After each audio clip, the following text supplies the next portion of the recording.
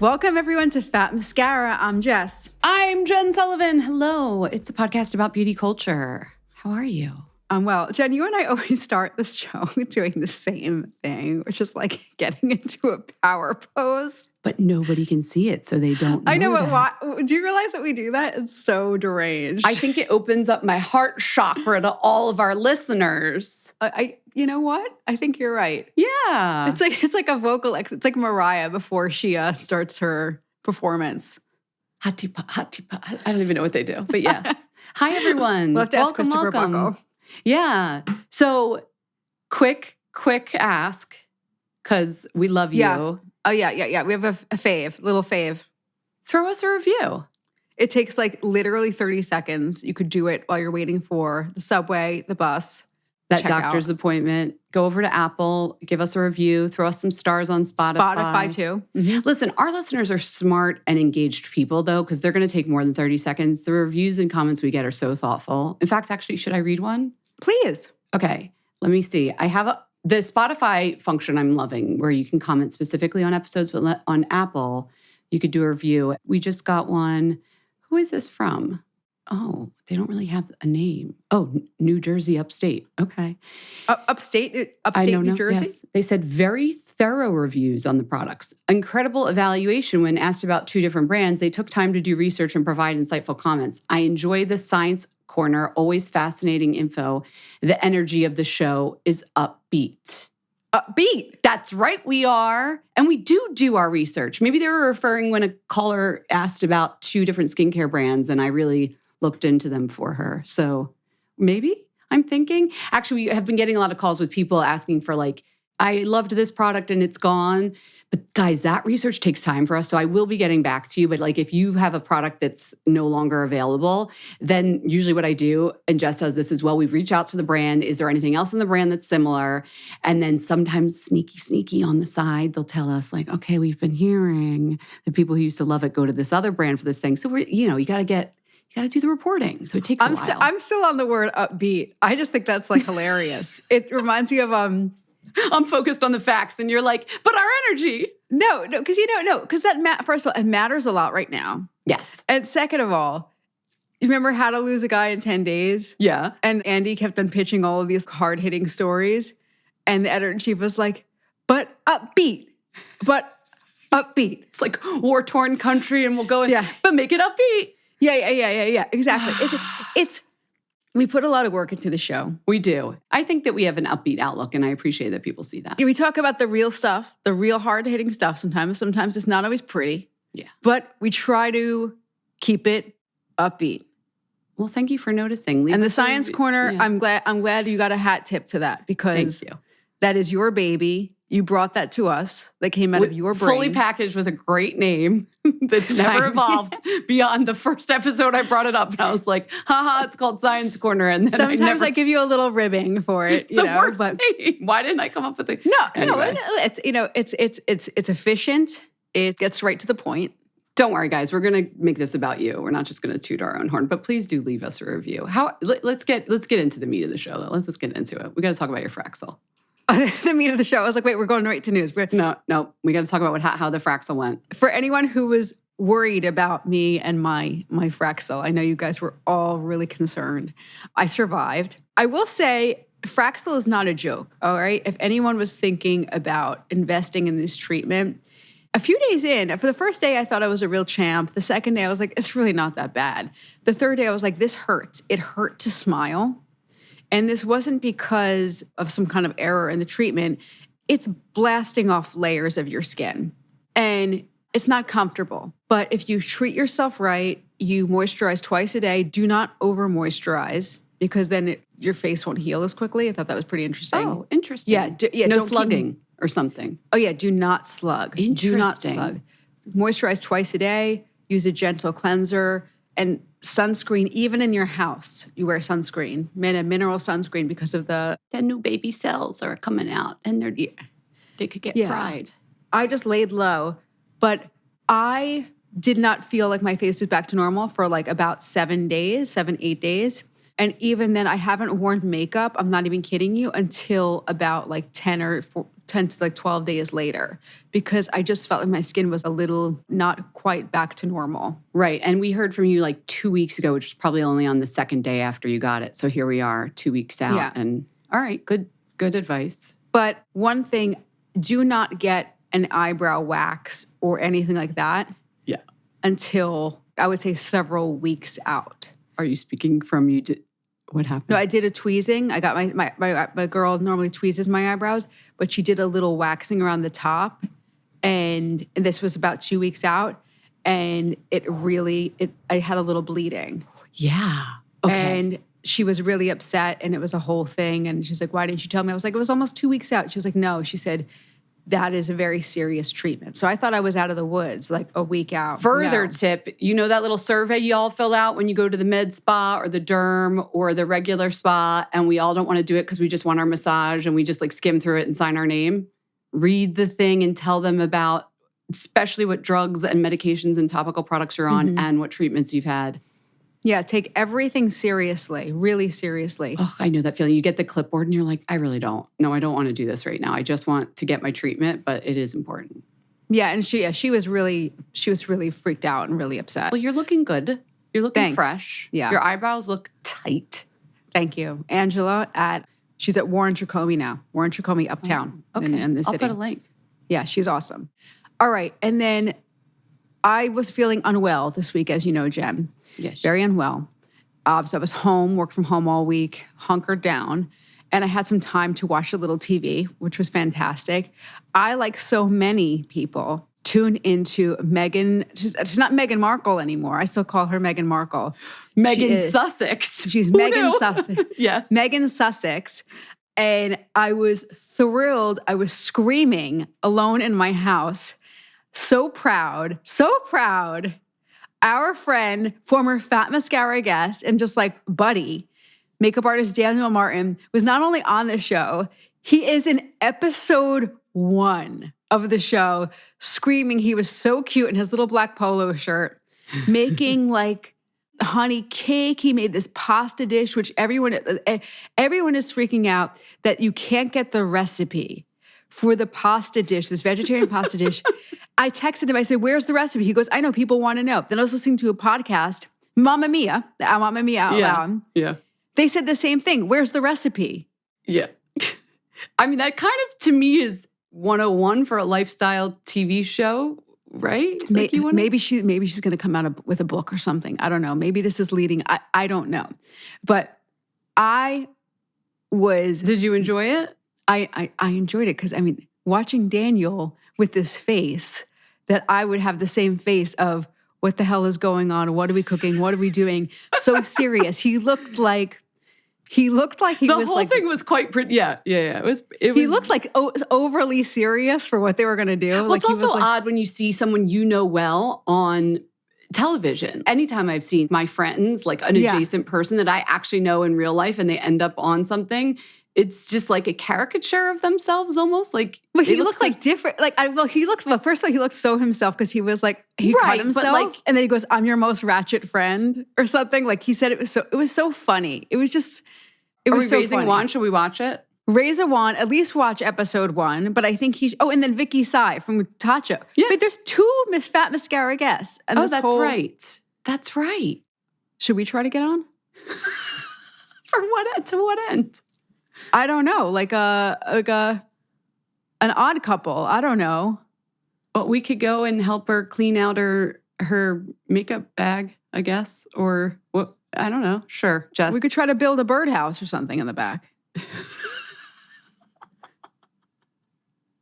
Okay, done. Did you watch? I'm going on and on. Did you watch it all? I watched part of it, and then I saw a bunch of clips online, and yeah, I like a little rougher around the edges. It was so polished, you know? It was very polished. I like to get to know the real person. I feel like the messiness, even you got me into Real Housewives. I watched Real Housewives New York, and I liked it. It was like a little messy. It was like... Yeah. No, I don't think Megan's wasn't messy. She's not going to be taking shots at the No, and she just looks so... I was like, I'm sorry. When I cook in my kitchen, that is not what I look like. I'm not coming in a look, you know? But... Maybe I should have Daniel Martin do my makeup before I start cooking my... I made Julia Child's beef bourguignon. Like, it was a lifetime goal to make it, and I made it this past weekend. Guys, it tastes like Dinty Moore beef stew. I'm sorry. I spent 6 hours on this thing, and I was like, tastes like stew. Then you and Megan is the pairing that I need to see. And you know what? Put me on her lifestyle show. She'll come with like this whole fancy thing, and I'll be like, I can get a hoagie at the Wawa. That is the duo.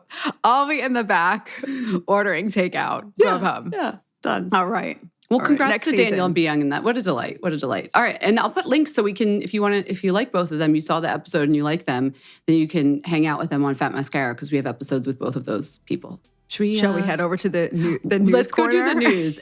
In the meantime, I'm going to put in my ask for Megan Sussex's show, and then we'll meet back here and do the news. Okay, see you guys in a second.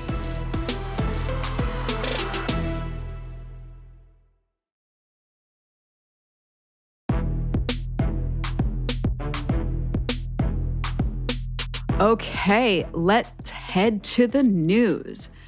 So we're starting off in Milan. As you know, or you may know, it was Milan Fashion Week. And I just want to focus on one show right now. The Prada show, Spring Summer 25. It was called Raw Glamour. A little light on the glamour, heavy on the raw. Well, that's a little subjective. No, that's what we come to you for. Go on. Well, I didn't think it was that glamorous, but like I'm being very literal here. But it was very raw. Guido Palo did the hair, and it was these very heavy matted ponytails, very staticky, frizzled and frazzled. And Lindsay Alexander did the makeup. The brows were really unnaturally dark, kind of like, I want to say like raccoony, if I can, very like kind of almost like instead of a brow pencil, it seemed like they used shoe polish, inky. Yeah, exactly. The skin was left very natural, a little balm, and no sort of classic makeup-y, glamorous touches to speak of. But Prada's known for these really subversive takes on femininity and, traditional beauty. Prada likes to take a more artistic thinking woman's approach. Yes. Thinking person's I love that. The thinking woman. It's not always about being like traditionally pretty. It's this more artistic expression. What do you think about this? I saw the show's hair and makeup, and I liked it because I don't want always the fashion and beauty. I don't always want to see stuff walking down the runway that it's not the red carpet. To me, it should be pushing us forward. What does this say about culture right now? What does this say about the fashion that they're putting out? Why are the eyebrows so dark? Like, is that meant to make her look angry? I don't know. The hair was like a sculpture. It got me thinking. It looked different. He was very teased. Yeah. Yeah. When anything's too perfect and polished on the runway, I don't know, I get bored. So I was into it. Yeah, I mean, we're talking about it. You couldn't go to the Academy Awards looking like that. Or you could, actually. Someone like Julia Fox shows up with hair scribbled all over her body and like matte lip and no eyebrows. Like, there are people that push it on the red carpet, but usually it's so safe. Mm-hmm. And I like not being safe. Yeah. I thought it was cool. Saying it's not glamorous, that I'm not saying that it's not. No, in a way that is more glamorous because it's art, because it's just taking it to a museum level where we think about things, not just the everyday kind of. Because glamour's glamour's the wrong word. What's the word I want? Glamour to me is red carpet. This is more like, I don't know. I'll think about that. Yeah, it's provocative. Provocative. And that is what Prada's all about. And that's certainly, Prada's, and without no disrespect to the other shows, what Prada is like it's a highlight of Milan Fashion Week, and everyone wants to see sort of where the wind is blowing in fashion, and certainly now beauty. Prada also has a beauty collection, and I feel like they're not trying to push a particular product with this one, so that's also interesting. And kind of a related moment, I debated whether or not to include this, but I think it's worth noting. The Spring-Summer 25 collection, the fashion collection, was accompanied by a project that Prada did with the author Ottessa Moshfegh.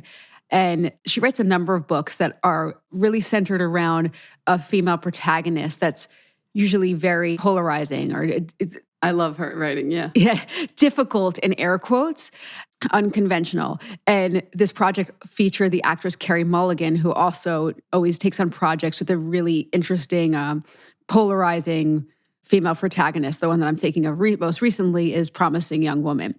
This project is called 10 Portraits, and it's very cool. Ottessa wrote 10 different characters for Carey Mulligan, who is in full character. This almost reminds me of like Cindy Sherman kind of thing. Okay, get this, Jess, get this. Yeah. I'm on a way to a date in New York City with my husband. He's wearing his winter jacket, and he pulls out of his pocket the booklet that you're speaking of. Oh my God. And he opens it up and usually he's doing a crossword puzzle. And instead I was like, what are you reading? You're reading Prada's book that came with the New York Times Magazine this weekend?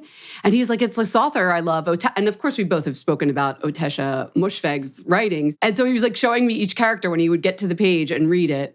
And he found a typo.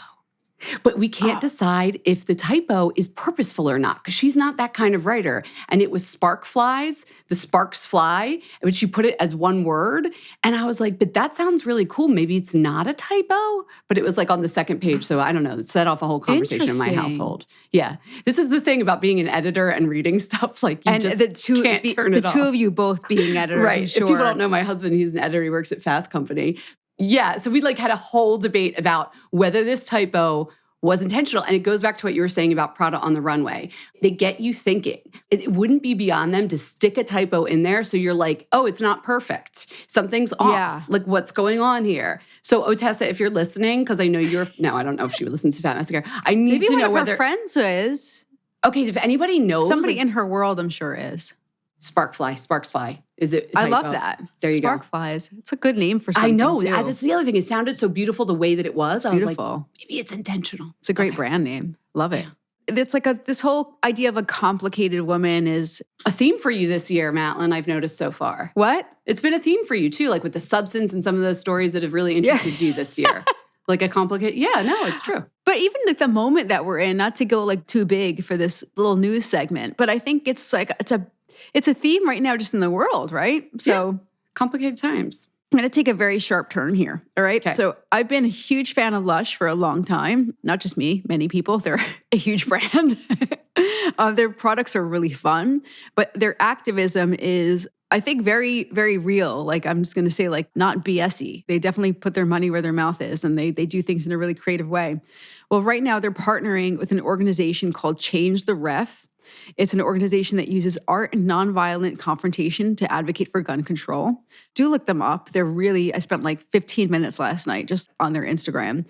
And they've created this work called Bloom a New Day. It's an interactive experience at South by Southwest in Austin to put the focus on school shootings. The founders of Change the Ref, Manuel and Patricia Oliver, are the parents of Joaquin Guac Oliver, one of the 17 children killed at Parkland, Florida on Valentine's Day in 2018. And gun safety laws have remained largely unchanged by Congress, as we all know. Since then, there have been 303 school shootings and 191 lives lost in the U.S. So this experience at South by Southwest is truly amazing and unfortunately, I'm not going to be able to see it, but what people are going to experience is they're going to step into students' shoes and learn about how the threat of gun violence in schools has been normalized through this interactive experience. So Lush is sponsoring that, and they're the benefactors, if you will, behind this art and education piece. Yes, and at the same time, they're launching a new and exclusive product called the Sunflower Bath Bomb. It's $7, inspired by the flowers that Joaquin brought to school for his girlfriend for Valentine's Day on the day of the Parkland shooting. And 75% of the proceeds go to charity. So I think this is a really moving and worthwhile and creative partnership. And I'm so obviously incredibly sorry that it has to exist, but I think this is just a really powerful partnership. Oh, thanks for sharing. Yes. Bloom a New Day. I know it's a little heavy, but I think it's important that we are talking about it. No, it's also people in our industry. This is how money is what moves things, and that's how things happen. And companies are able to say things now in America that other people aren't. So I think it's fine to be talking about how the beauty industry. We talk a lot about the philanthropic and social justice that some of the beauty brands want to do. I think it's a good thing. All right. Back to, probably should have brought this up after Fashion Week because this is a biggie. Louis Vuitton and Pat McGrath are teaming up. This was huge news this week. Wait, when you saw the news, what was your first, what did you say? Because I went like this.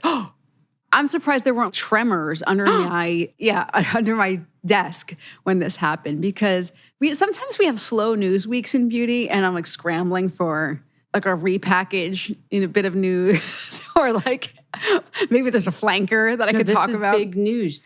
This is the kind of news that Jen and I wait for all week. Pat McGrath, creative director of Louis Vuitton. Yep. Beauté. I mean, okay, I'll get the headline out and then let's discuss. No, we got it. Let's discuss. Okay. Everybody gets it. I think like... She's speechless. Yeah, I think... I'm confused, honestly, to be honest. I'm confused because I feel like Pat McGrath Labs is like, there's a lot of people that are able to do two jobs at once, but then I always get like, there's young, new, fresh makeup artists and I want to see their work. I'm surprised they use someone who has her own brand already. I don't know. I feel like she came out with her own brand. It was such a huge achievement. Remember when she came out with her own brand? And like, I remember that whole time period. She had like one product at first, then it was like two products. So she's got the gold collection, then she had the lipstick. It was so small at one point, right? And now it's become so big. Like it's become something that is so different than it was at the start. And that's very normal. Like it's scaled so big. And now I almost feel like it's set free. And now she's ready for another challenge. To build another beauty identity. Yeah. The only thing is that her name is on the one that we just were talking about, Pat McGrath Labs. So I always think about that. I'm like, if you've built up a brand, it's under your identity. I guess Bobbi Brown's a good, it's totally different kind of makeup artist, right? But she built up Bobbi Brown. Time to move on. Now I'm starting with Jones Road. It's just interesting. And of course it would be high fashion because it's Pat McGrath. So Louis Vuitton does make sense in that sense for me. But I'm also just like the luxury fashion play into beauty. You need to do it right. You need to do it right. Some of them just look like, cool, put it in the fashion store and everybody who's on vacation in X city in the country where that, you know what I mean? They'll buy it. Yeah. And then it's like not really a beauty line. It's just like the people that come into the store but can't afford the clothes will buy the lipstick. It's like a souvenir. Like it's it's an aspirational purchase. Well, you're hitting on something that I was thinking about yesterday. It's like everywhere we hear luxury is like really suffering. Like the people who were buying X brand luxury, I'm trying not to get in trouble. Like that customer's gone. The people who were buying 750 flip-flops, maybe probably now, what are they, $1,500 flip-flops. They're not buying them because they're nervous about their jobs. But maybe they'll buy $400 compact or, fragrance. Right. So they're investing money into beauty. So this is like her moment. I'm so curious to see what they do. Like the perfume line, when they did it was gorgeous. And they come in little cases that look like this suitcase. There's a history to the brand and there's leather involved that makes sense because they do that well. Beauty, like I just had a vision. I was on the subway when I saw the news on my phone and I was like, okay, what's it going to be? But I'm like, Pat's going to do something amazing, of course. I think she will, and she can't do that at her brand. I guess it's become bigger than her, and it's very commercial now. Not commercial, but like a little bit commercial. So maybe at Louis, she can do. I think it's just two different things. It's like she wants to. Man, I can barely do my job. She has like 82 jobs. That's the other thing. I'm like, how do these people have the time? I don't know. They have teams, I guess. Everything I've heard about Pat is that she doesn't sleep. She works like. Yes. Around the clock. Yes. Well, congrats to you. I'm saying she really doesn't sleep, but I'm saying like what I think will Mother do next? What will she do? Maybe this is the moment. So it's coming out in the fall for anyone who is setting their clocks. Interesting news. Yeah. It's lip gloss, and it's eye to start with. More soon. Watch the space, as Jess says. Watch the space, yeah. And then finally, Bond No. 9 just released their newest scent, Greenpoint. Okay, for people who aren't familiar with Bond No. 9, the fragrance house has made its name by creating fragrances that evoke different neighborhoods in New York City. Go on. I have so many thoughts. I mean, this scent, first of all, I'm very excited to try it. It's going to be full of juicy pear, fresh cardamom. It's got marine notes because it's right by the water. For people who aren't familiar with New York City, first of all, Greenpoint is where I spent a lot of debaucherous nights in my 30s. And 20s, I guess, too. To me, this is how many neighborhoods, because Bond No. 9 comes out with new fragrances all the time. Why is this one making the news for you, Jess? Well, go ahead, say what you're thinking. No, it makes me smile because Greenpoint is Greenpoint. No, Greenpoint was where, when I was in my 20s, it took me, my brother lived in Greenpoint for a long time. It took me like 3 hours to get there. Everyone spoke Polish. There was one place that was there was an English speaking like diner. And I think he lived there for like $800. And now the median rent, according to 7 websites that I average, is $5,100 for a 1-bedroom today. What?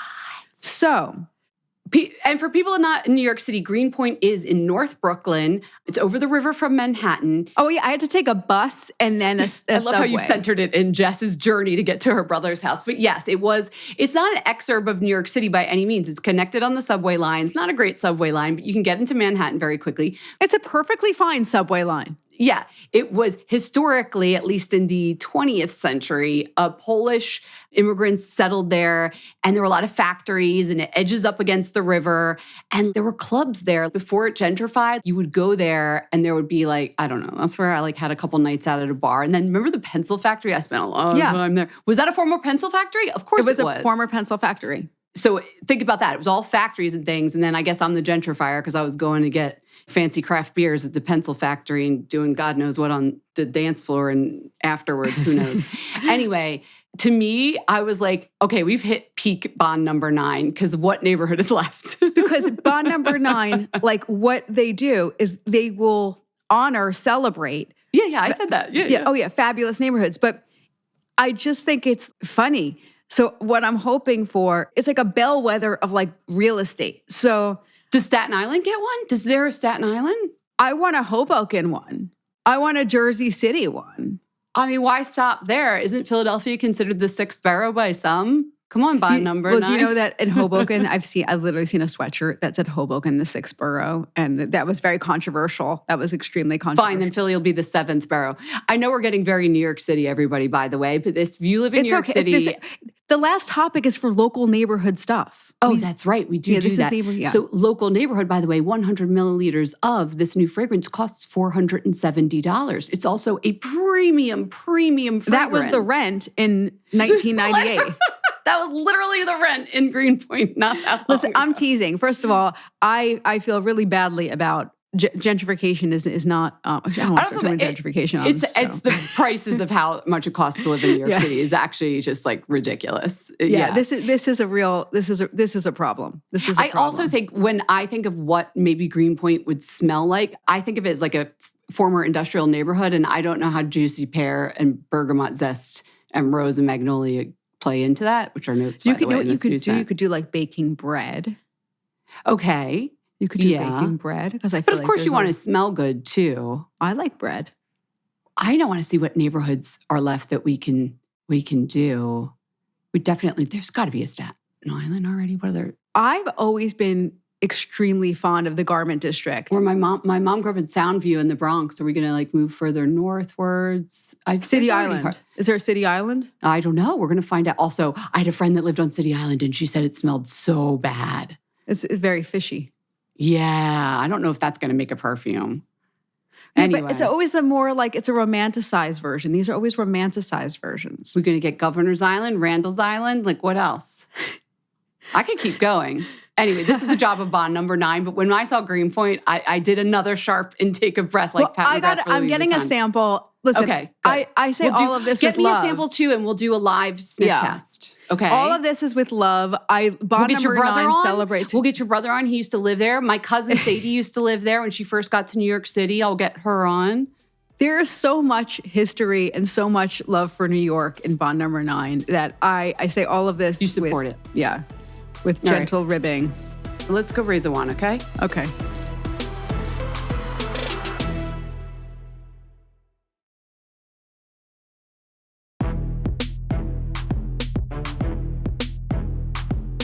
Okay, it is time to raise a wand. Wow, the hotlines were lit this week, Jess. Lit up. Phones were ringing. I had to bring in a call center to answer all of them. Not true. It's just, it all goes to voicemail. I don't pick up. Like it was a call-a-thon. Oh my God, do you remember those? Yes. Well, now go ahead and call-a-thon, 646-481-8182. It's actually not us asking for money like public radio. It's just you leaving your thoughts and your questions on our voicemail, which you now have 3 minutes to do so because I figured out how to archive all the old voicemails. I saved them, but got them off of the memory thing so that now there's plenty of room for new people. And new people have been calling a lot. So as you know, Jess and I love a chocolate brown eyeliner. Mm-hmm. Julie has been asking for a liquid eyeliner that doesn't transfer. I want a dark chocolate brown liquid eyeliner. The fam came through. I'm not going to be able to play all of them, but I want to thank Liz. Hi, Liz, who recommended Hourglass's mechanical gel eyeliner to us. Lori from New Jersey, she says the Fenty Fly Liner in brown is amazing, but get this, isn't as impressed with the black. For some reason, the black smudges, but the brown doesn't. Lori doing the work for us. Thank you, Lori. And then Courtney from Brooklyn, her favorite liquid eyeliner is a brand just discovered in 2024, M Cosmetics. Oh, yeah. She likes the M Cosmetics brush tip illustrated eyeliner. I don't usually like a brush tip. I'm more of a felt tip girly, but Courtney, I'm going to do it. I'm going to get that one. And I also have 2 listeners to play. Let's do Inez first. Go ahead. Hey, Fat Mascara. This is Inez. I have 2 brown eyeliner recommendations. The first one is Sephora. It's the Wink It Felt Tip eyeliner, and the color is Cup of Joe. It lasts a long time. Sometimes I have a hard time getting it off, actually. And the other one is Ico, and it's Black Magic Cocoa Edit liquid eyeliner. And I think that they're both on sale right now. But they're both amazing, and they last a long time. And I love your podcast. Thanks. I love a sale. Yes, I love a sale too. Thank you, Inez. And, another Courtney. We have a lot of Courtneys who call in. This one's from Michigan. Hi, Jen and Julie. This is Courtney from Grand Rapids, Michigan, calling you about the eyeliner that I think would be great for both of you. It's Too Faced liquid eyeliner, and it's in chocolate. And I have greasy eyelids, and I am over 45, and I think it works wonderful. I love the podcast. I binged everything from 2020 on after you were on JVN, and keep doing what you're doing. And I love the diversity and inclusion. Bye. You know, we pre-record, so I actually forwarded that voicemail right away to Julie so she could hear it as well. So thank you, Courtney from Michigan. And the lines are open, guys, 646-481-8182. That phone number is for you to tell us about products you love and raise a wand to those products, to ask us questions, to weigh in on any topic that we were talking about, something you heard in the show today that sparked an idea, thoughts on Louis Vuitton and Pat McGrath, thoughts on the Greenpoint fragrance from Bond Number 9. A neighborhood you want them to do next? Oh my God, yes. Homework. Yeah. Homework. Or where you're from. What neighborhood in your town deserves a fragrance, and what would it smell like? I love that. I love that. This is our new spring activity, everybody. We clearly we planned this because I'm not at all just like get so excited. You can tell I just thought of this idea. I want to hear what fragrance What would Philly smell like? Oh, God. Okay, tune in next week because I'm going to work on this project. I have so many thoughts. And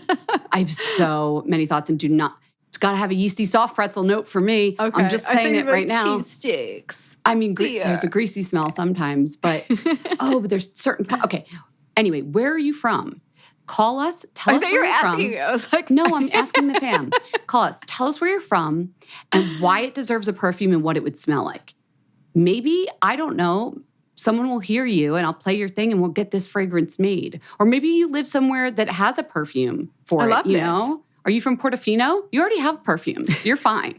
But if you're from somewhere else in the world and your town deserves a perfume, call us and tell us what it would smell like. 646-481-8182. All right, we're raising our wands. What are you raising a wand to, Jess?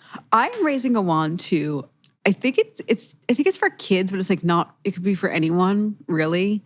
This brand is called Chance of Sunny. I found it because somebody sent it to me for my child, but honestly, it's just good for like, I have very itchy, sensitive skin lately in the winter. Oh. Yes, it's like still winter. Welcome. Okay, we're recording this. It's still the end of winter. But Chance of Sunny is this very mild, the word natural, I don't like to use that, but basically there's got nothing in it, okay? It's just... Oh, they use the hyphenated adjective, sensitive safe. Sensitive safe products. Okay, sensitive safe. Safe for people with sensitive skin. Yeah. And it's like such a nothing burger kind of, nothing burger sounds, I think that's like not a word. Pejorative. You're not being pejorative. No. I get it. Yeah, sorry.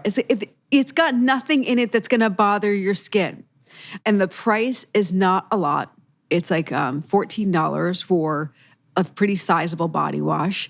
And I use it on me. I use it on my daughter. Oh, you're raising one to the body wash from the body brand. wash, okay. Yeah. But the body lotion is also good too. I'll allow 2 wands. Yes. Go ahead. So because I got the set. And the lotion is incredible. The lotion, it disappears in your body. I've had so many, and this is the thing I'm going to say, guys, about the lotion. So yeah, this is a twofer. I did kind of sneak one in, okay?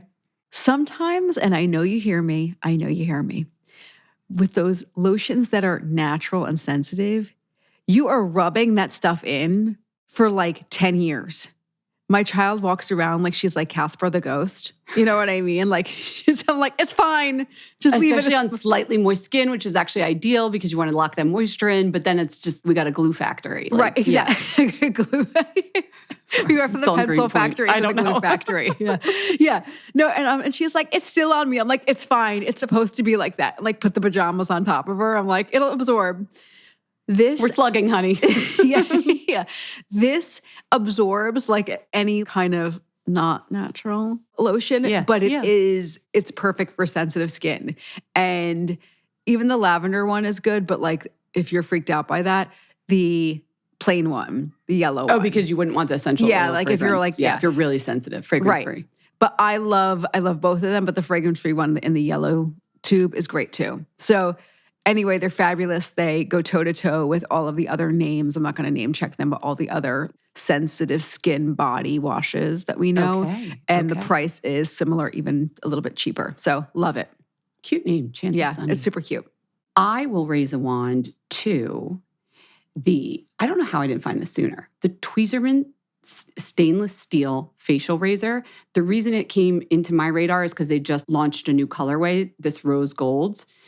But I didn't know. So I'm a big fan of, I used to buy them at the beauty supply store, and they were direct from Korea or Japan. They were the little razors that you use to do your eyebrows, the disposable razors that are plastic. Everybody knows what I'm talking about, right? Yeah. At this point. And when you say do your eyebrows, like where do you do it on your eyebrows? Well, this was back in the day. So I would do, when I was doing like a more of an arched eyebrow, I would buy these Tinkle, I think they were called. Yeah. I remember when those came out. Those weren't from Asia. Those were American. But anyway, they're disposable plastic. Then along came the Dermaflash, and I was like doing my whole face sometimes with the Dermaflash. Yeah. But I bought the refills once, and I was like, this is a whole, you have to plug it in and it has to turn on, and it does really work. It's for like a whole treatment. I don't need that. I just need a quick one that is slim that I can work around my face where there's hair that I need it, whether it's my mustache, the fabulous chin hairs I get, maybe the thing on the side like is looking a little, I'm not doing my whole sideburn, or I'm trimming up my brows. Guys, there's Persian blood in me. I'm a hairy woman. Let me just tell you, there's like hair in places you wouldn't even imagine.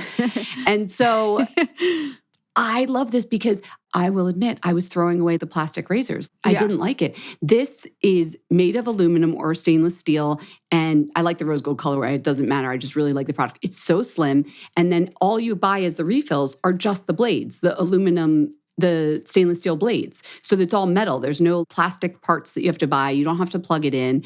And what I like is it has a weighted handle. So like I'm very balanced, so I can like keep that perfect sort of 45-degree angle to like shave without, I have I don't have the tip on. I was just waving a razor in my face, and it was totally fine because it's buffered on the edges so that you're not gonna cut yourself. Because I find with the cheap ones, I sometimes would nick myself if I wasn't doing it well. And if you want a new blade every time because you really want it sharp, you can do that and not feel too guilty because it's not plastic. And it just looks very sleek, and like it's much more expensive than it is when it's only like $15. Do you? Yeah, that does look nice. And then the refills are cheaper, obviously, guys. And it comes with a bunch of refills. Do you buy the refills online? Yes, you can buy the refills online. And do you use a magnifying mirror when you do this? So I have the I can't raise a wand to my Simply Human mirror, but I have had it forever because it has a little inset in the makeup mirror is a little magnifying portion. And I do find sometimes when I'm hunting for that chin hair that you can feel, but you just can't find it. You're like, it's in there. Where is it? I'll use the magnifying portion. But otherwise, no, I'm pulling back because I want to do my brows further away so I can see. I'll do like the top line a little bit. Because I'm one of those people, Kim Kardashian has talked about this. She might have talked about this on our podcast. Her hairline grows into her brow. I am the same. I think it's like the Middle Eastern heritage. Yeah. I don't know. But if I allowed it, my brow and my head hair would be one. Like from here to here would just be covered. Does that make sense to anybody? I'm sure there's people out there listening who are like, it's not just you. And there's other I know people around the world that happens to. But like the brow and the the head hair are one. So I like a little distinction between my head hair and my brow hair. So personally. Just a little bit. I mean, it's not a bad look. It's kind of cool, but they sort of just, I can't even explain it. It's like having a sideburn between your brow and your... And anyway, Kim Kardashian famously got that lasered. She got her hairline lasered to get rid of that with laser hair removal and regrets it. Why? Why did she say she regrets it? Because it was part of her, but also because edge styling is so hot. Like think about all the styles you do where you're swirling your edges or like this is nothing new to the Black community. This is a part of, you can use this to your style advantage. Personally, mine are so long that like they just look like head hairs coming out of my head. I guess I could swirl them down and use a little edge gel, but it's just not my, I'd rather raise it away. Got it. Well, everybody learned way more than they ever wanted to know about my hirsuitness. Hirsute. Sorry about that, guys. Should I stop now? Raise a wand to this tweezer man. You'd never know, though. I'm looking at you. There's like a whole mile Well, because of I skin. do. I razor it like once a week. Once a week? Yeah. I guess I could get it waxed, but I don't know. I like doing my own brows. It's like... I don't trust other people. Well, you do a good job. Thanks, Jess. Guys, I gotta shut up. I was talking too much about myself. Let's go get our beauty sleep. Good night. We hope you enjoyed the show. It's your reviews and feedback that help us make the podcast even better. Head over to iTunes to rate and review us or email your thoughts to info@fatmascara.com. We also want to answer your beauty questions and hear what products you love. To share a Raise a Wand product review or to ask a beauty question, email us at info@fatmascara. If you send it as a voice memo file, we can even share your voice on the podcast. You can also do that by leaving us a voice message. Our phone number in the United States is 646-481-8182. Thanks so much for listening.